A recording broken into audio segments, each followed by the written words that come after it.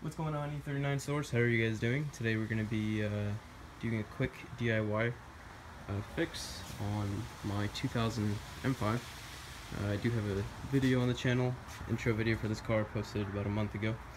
But anyways, if we get in here, let's see what the problem is. If I pull up, let's say, mileage, and if you can see, right now we have 89,335 miles. But if you look behind the actual numbers, it's just kind of a black background.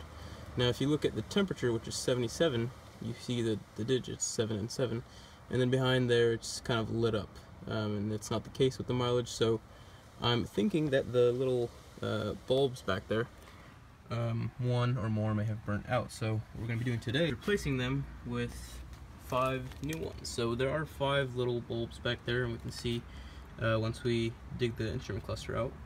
But the first step to do this would be to remove this instrument cluster trim around here, and there are 3, I think they're T10 screws at the top, and we'll go ahead and remove that. But yeah, let's go ahead and start with that. Okay, now once you remove those 3 screws at the top here, 1, 2, and 3, you're going to need to remove trim piece on this side and the trim piece on this side. So I recommend getting some sort of tool. I have a little plastic trim removal tool, and just be as careful as you can just to not mark up any of the surfaces here. This is leather, so I'm going to be extremely careful. But yep, this trim and the other trim, remove those. Just get under it, pull it out, be careful, and yeah, I'll get back to you guys when I do that. And once you remove those trim pieces, we're going to be left with 2 Phillips head screws, actually 3, 2 on this side, 1 on the other. Just a note, when you're moving this trim piece, just be careful if you have tire pressure sensor, because there'll be a connection that you have to unplug from the back, and yeah, just be careful you don't yank the wire with it. So yeah, 3 Phillips head screws, and we'll go ahead and do that now. And once you have the screws out, you're going to kind of want to just wiggle this entire trim piece down and out. There are switches on this side. There's 2 here, 1 on the other side for your fog lights. So just be careful that you unplug those when you remove this piece of trim. Alright guys, so the instrument cluster is out, or the instrument cluster trim, I should say. And now we're just left with the actual cluster itself. There are 2 more, I think they're T10s as well, screws under here. So if this iPhone would focus, there we go, that you just gotta remove. And at this point I'm gonna go ahead and unplug my battery. The lights did go on, the halos.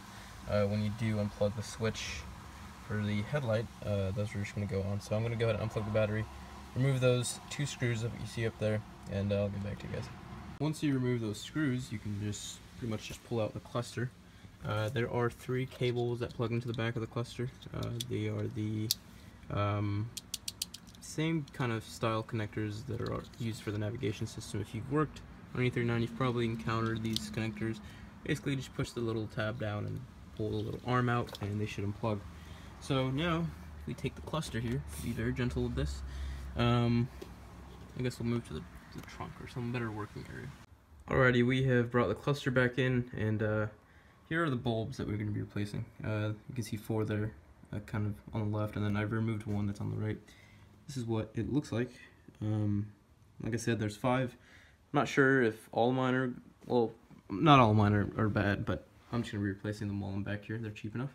And yeah, so the way you get them out is you need some flathead type tool, and you kind of just get in there and just twist.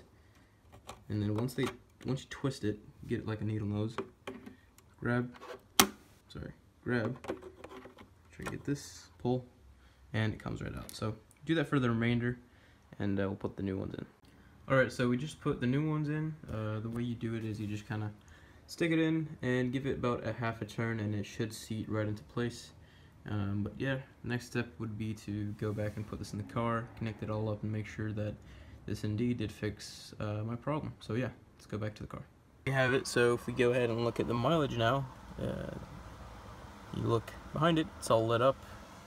This is all lit up. This is all lit up.